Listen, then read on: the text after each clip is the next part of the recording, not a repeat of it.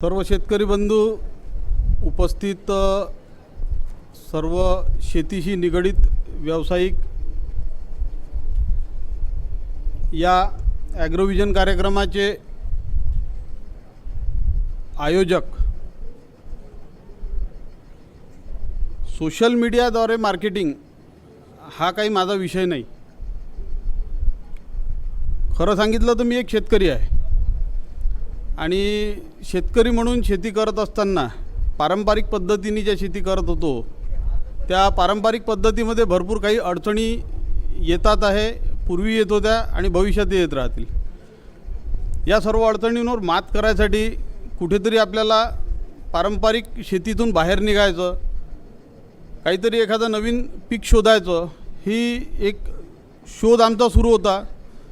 2 वर्षापूर्वी आम्हाला एका नवीन गोष्टीची माहिती झाली, एक नवीन कन्सेप्ट आमच्यापर्यंत आला की थायलंडमध्ये काही नवीन जातीची झाडं तयार झालेली आहेत.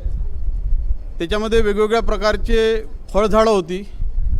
सगळ्यात महत्त्वाचं म्हणजे की आमच्या भारतामध्ये उपलब्ध असणारे जेवढे फळझाडांची शेती होते, आपल्या नागपूर विभागामध्ये जे फळझाडाची लागवड होते तिच्यामध्ये 4-5 वर्ष 6 वर्ष हा वेटिंग पिरियड असतो. 5-6 वर्षानंतर आपलं उत्पादन सुरू होते. मी खरं तर संत्र्याचा शेतकरी. संत्र्यामध्ये आम्हाला कमीत कमी 5 ते 6 वर्ष वाट पाहावी लागते, त्याच्यानंतर उत्पादन सुरू होतं. मग त्या पार्श्वभूमीवर थोडासा विचार केला, शोध घेतला, तेव्हा असं कळलं की एक अनंतम नावाचं एक लिंबू थायलंडवरनं आपल्या इथे इंडियामध्ये आलेलं आहे. त्याचे रोपटे इथे उपलब्ध आहेत आणि त्याचं उत्पादन खूप लवकर सुरू होतं.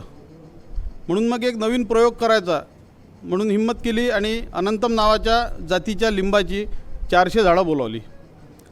झाडं लावले.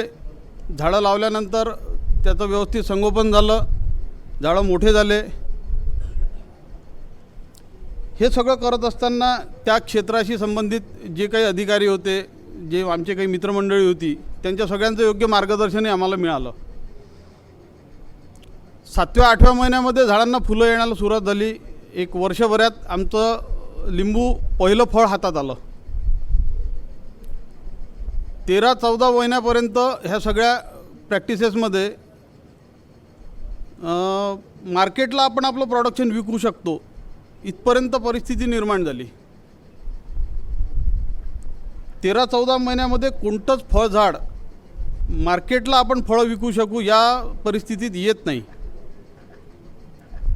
आपलं भारतीय ज्या लिंबाच्या व्हेरायटीज आहेत, या सगळ्या व्हेरायटीचा जर विचार केला तर 3 वर्षानंतरच त्यांचं उत्पादन सुरू होते. या व्हेरायटीचं उत्पन्न 14व्या महिन्यातच सुरू झालं. 14-15 महिन्यामध्ये उत्पन्न हातात आलं, मार्केटमध्ये गेलो. त्याच्यानंतर मग जे पारंपरिक पद्धतीने आपण मार्केट करतो, आपल्याकडे असलेल्या ह्या सगळ्या प्रकारच्या भाजीपाला असो या फळं असो, याचं ज्या पद्धतीने विक्री व्यवस्थापन करतो त्या पद्धतीने याचं विक्री व्यवस्थापन करण्याचा प्रयत्न केला. हे सगळं करत असताना प्रचंड अडचणी आल्या. सगळ्यात महत्त्वाची अडचण, शेतकऱ्याच्या समोर जे मार्केट आहे ते मार्केट ह्या सगळ्या दलालांनी घेरून घेतलेलं आहे.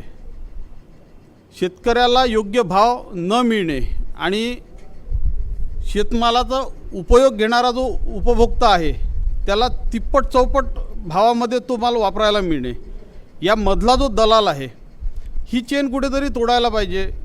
आपल्या मालाचे योग्य दाम आपल्याला मिळायला पाहिजे, तसेच आपला माल योग्य भावात उपभोक्त्यापर्यंत गेला पाहिजे.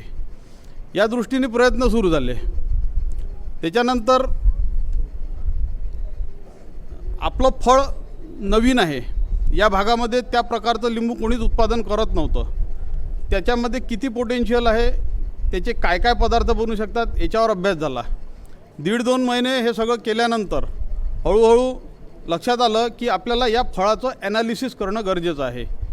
याच्यामध्ये कोणता घटक किती टक्क्यामध्ये आहे, कोणत्या घटकापासून आपल्या शरीराला काय फायदा होतो, याचा ॲनालिसिस करण्यासाठी सरकारी यंत्रणेच्या दरम्यान सगळीकडे फिरणं झालं.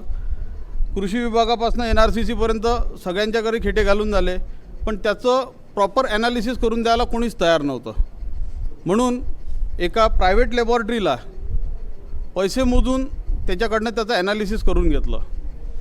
त्याच्यामध्ये असणारे घटक त्याच्यामध्ये असणारे विटॅमिन्स याचं प्रमाण लक्षात आल्यानंतर लक्षात आलं की हे फळ खूप प्रचंड पोटेन्शियलचं फळ आहे.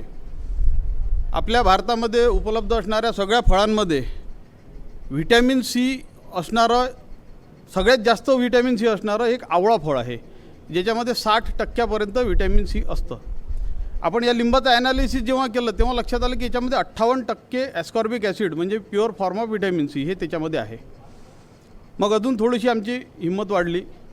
लक्षात आलं की नाही, आपण याला अजून चांगलं विक्री व्यवस्थापन करू शकतो.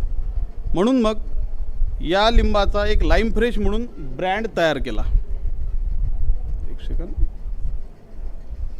त्याच्यानंतर 1 किलो लिंब मावतील असा एक छोटासा पनेट बॉक्स, त्याची उपलब्धता, त्याचं लेबलिंग, ब्रँडिंग असं करून या पद्धतीचा एक बॉक्स तयार करून त्याला मार्केटला आणलं. हळूहळू नवीन फळ होतं, काही लोकांना माहिती नव्हतं.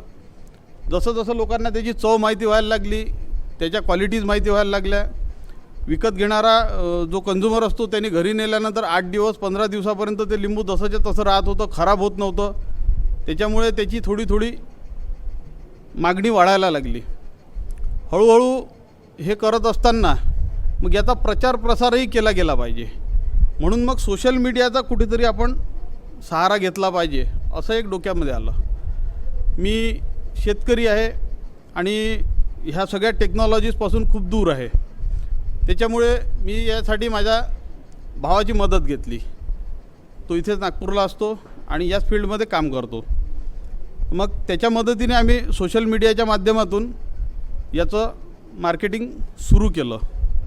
आम्ही फेसबुकला एक लाईम फ्रेश सीडलेस लेमन नावाचं पेज तयार केलं.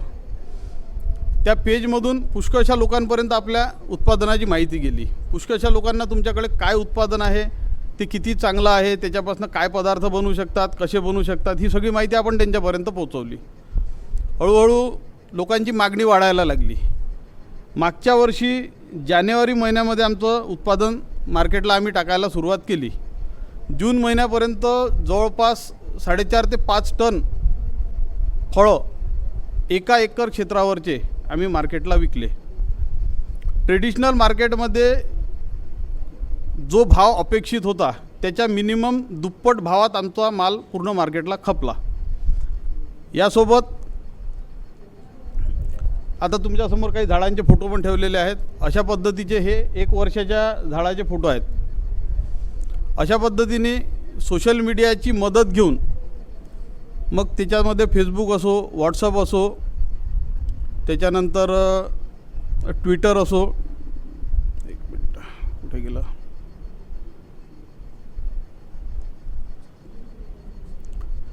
यूट्यूबवर काही व्हिडिओज अपलोड केलेले आहेत.